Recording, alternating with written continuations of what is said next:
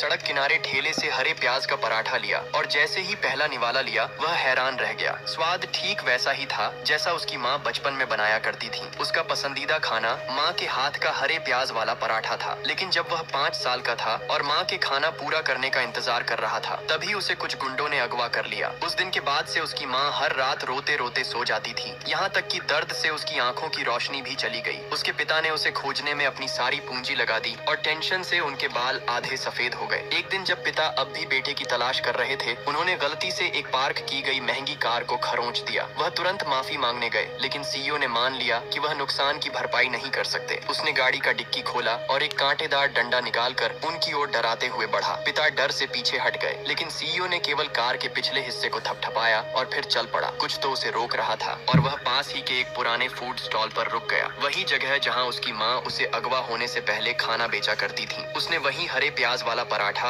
Order किया, लेकिन जैसे ही वह खाने वाला था, कुछ लोकल गुंडे वहां आ धमके। यह इलाका बहुत पहले से तोड़े जाने की लिस्ट में था, लेकिन एक अंधी बूढ़ी महिला ने वहां से हटने से इनकार कर दिया था। उसने कहा कि उसका बेटा यहीं से गायब हुआ था और वह तब तक वहीं रुकेगी जब तक उसका बेटा वापस नहीं आ जाता। गुंडों ने धैर्य खो दिया और तोड़फोड़ शुरू कर दी। बूढ़ी माँ डर से कांप रही थी, लेकिन फिर भी उन्होंने प्रॉपर्टी पेपर नहीं सौंपे। जब जबरदस्ती की गई तो उन्होंने एक पुराना प्रॉपर्टी सर्टिफिकेट निकाला। एक गुंडे ने वो छीन लिया और जाने लगा। जैसे ही एक गुंडा उसके पास से गुजरा, बूढ़ी महिला का हाथ उसके बाजू पर बने टैटू से छू गया। उसकी भावनाएं फूट पड़ी। वह जोर से बेटे का नाम पुकारने लगी, यह मानते हुए कि वही उसका वर्षों से खोया हुआ बेटा है। वहाँ खड़ी एक लड़की ने उन्हें शांत करने की कोशिश की, लेकिन माँ नहीं मानी। उसका दिल अभी भी बेटे की तलाश में अटका था। उसने लड़की से कहा कि प्रॉपर्टी के कागज उसे दे दो। लड़की ने अनिच्छा से पेपर दिए, लेकिन तभी गुंडे ने वो भी छीन लिए। इसके बाद उसने लड़की की पहचान पर सवाल उठाया और वहीं पर घोषणा कर दी कि वह उससे शादी करना चाहता है। माँ ने तुरंत कहा कि पहले लड़की से पूछना होगा। जैसे ही लड़की इनकार करने जा रही थी,